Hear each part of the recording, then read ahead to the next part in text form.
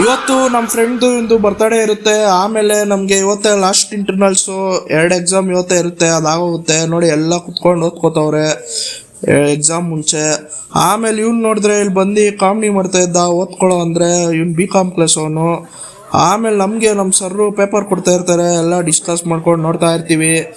ಆಮೇಲೆ ಅಲ್ಲಿಂದ ನಮ್ಮ ಕಾಲೇಜಲ್ಲಿ ಪ್ಲೇಸ್ಮೆಂಟ್ ಡ್ರೈವ್ ನಡೀತಾ ಇರುತ್ತೆ ಸೀನಿಯರ್ಸ್ಗೆಲ್ಲ. ಸೊ ನಾನೇನು ಹೇಳ್ಬೇಕಂದ್ರೆ, ನಮ್ಮ ಕಾಲೇಜ್ಗೆ ಎಲ್ಲ ಸೇಲ್ಸು ಆ ಥರದ್ದೇ ಕರೆಸ್ತಾವ್ರೆ. ಸ್ವಲ್ಪ ಪ್ರೊಫೆಷ್ನಲ್ ಜಾಬ್ಸ್ನ ಕರೆಸ್ಬೇಕಂತ ಕೇಳ್ಕೊತಾ ಇದ್ದೀನಿ, ರಿಕ್ವೆಸ್ಟ್ ಮಾಡ್ಕೋತಾ ಇದ್ದೀನಿ. ಆಮೇಲೆ ನಾನು ನಮ್ಮ ಮನೆಗೆ ಬಂದು, ಇವತ್ತು ಮ್ಯಾಚ್ ಡೇ ಅಲ್ವಾ, ಮ್ಯಾಚ್ನ ಸ್ವಲ್ಪ ಮುಂದೆ ಸ್ವಲ್ಪ ವಿರಾಟ್ ಕೊಹ್ಲಿ ಅವ್ರ ಬಗ್ಗೆ ತೋರಿಸ್ತಾ ಇದ್ರು. ಅದು ನೋಡ್ಕೊಂಡು ನಾನು ಆಮೇಲೆ ನಮಗೆ ನಮ್ಮ ಫ್ರೆಂಡು ಕರೀತಾನೆ ಮೆಜೆಸ್ಟಿಕ್ ಹೋಗೋಣ ಅಂತಾರೆ.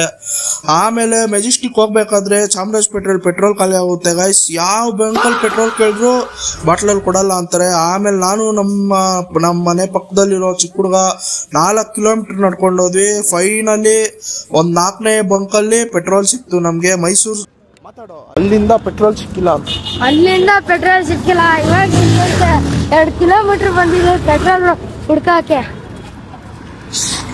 ನಂಗಂತೂ ನಡ್ದಿ ಸುಸ್ತಾಗಿತ್ತು. ಆಮೇಲೆ ಇವ್ರು ಯಾರೋ ತಾತ ರೋಡಲ್ಲಿ ಗಾಡಿಲಿ ಹೋಗ್ತಾ ಇದ್ರು, ಅವ್ರನ್ನೇ ಡ್ರಾಪ್ ಕೇಳಿದೆ, ಡ್ರಾಪ್ ಬಿಟ್ರು ಪಾಪ ತ್ರಿಬಲ್ಸು. ಇವತ್ತು ಇವ್ರು ಇಲ್ಲ ಅಂದ್ರೆ ಬೇಗ ಆಗ್ತಿರ್ಲಿಲ್ಲ. ಆಮೇಲೆ ನಾವು ಫೈನಲಿ ಪೆಟ್ರೋಲ್ ತಂದು ಕಾರ್ಗೆ ಹಾಕ್ತಾ ಇದೀವಿ. ಸೊ ಈ ವ್ಲಾಗ್ ನಿಮ್ಗೆ ಇಷ್ಟ ಆಗಿದ್ರೆ ಲೈಕ್, ಶೇರ್, ಕಮೆಂಟ್ ಮಾಡಿ ಅಂತ ಕೇಳ್ಕೊಂಡು